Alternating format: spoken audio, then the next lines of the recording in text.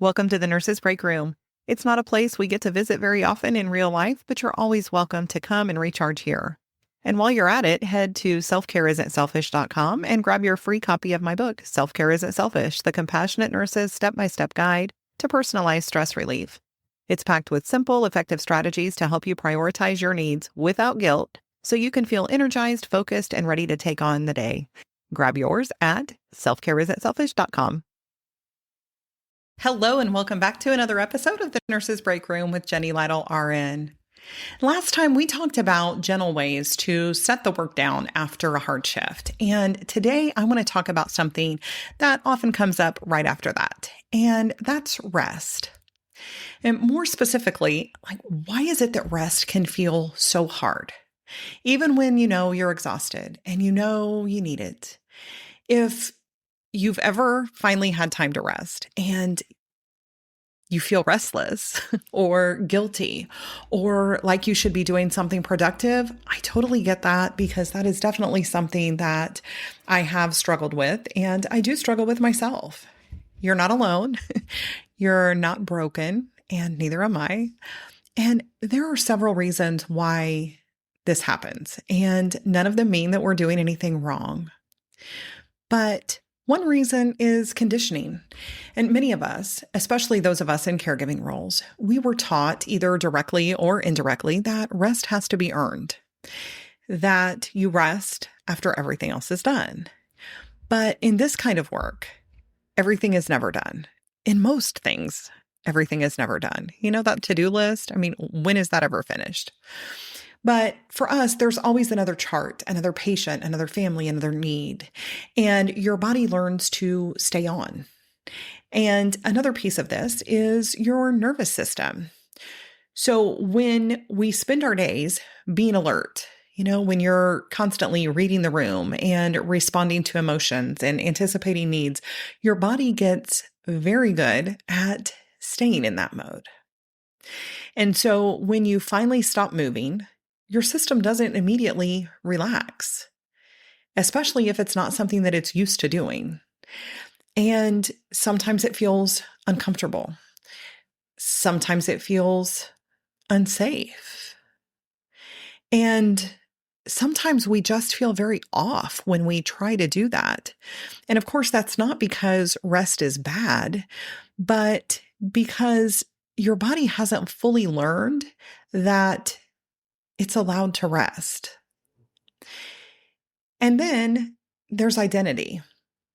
When so much of who you are is wrapped up in caring for others, in being needed, being dependable, then to take time for yourself, that can be a challenge.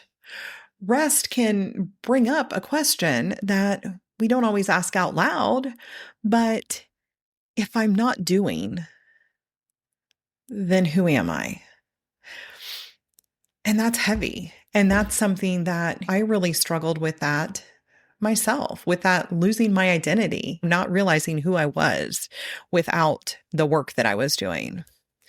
And it sounds kind of crazy, but really it makes perfect sense. And so I want to offer you this reframe if rest feels hard for you. The discomfort doesn't mean that you're just not supposed to rest. It means that you're unwinding years of responsibility. You're trying to undo some of the things that have been very ingrained in you, whether by yourself or others. And instead of asking yourself, why can't I relax? Try asking, what does my body need to feel safe enough to rest? And sometimes that's movement before being still. Sometimes maybe that's quiet without the pressure to sleep. Sometimes it's rest that still looks like doing, but more gently than what we've been doing. And rest does not have to mean stopping everything. It can mean doing something softer, simpler, more enjoyable, maybe less demanding mentally, or it's choosing something that doesn't necessarily ask anything from you, but something that gently refills your cup. And so maybe the most important thing to remember is this. You don't have to rest perfectly. It's not something else that you have to learn how to do. You don't have to rest without guilt right away. The only thing that you really need to do is just be open to experimenting a little bit. And even noticing the resistance or naming it, that's part of the work. And so next time, we're going to get practical again. And we're going to talk about how to transition out of nurse mode, out of caregiver mode, and not by building hard walls, but again, by creating bridges that help us move from work life into real life, family life, our personal life, with a little more ease. Until then, be gentle with yourself, be kind to yourself.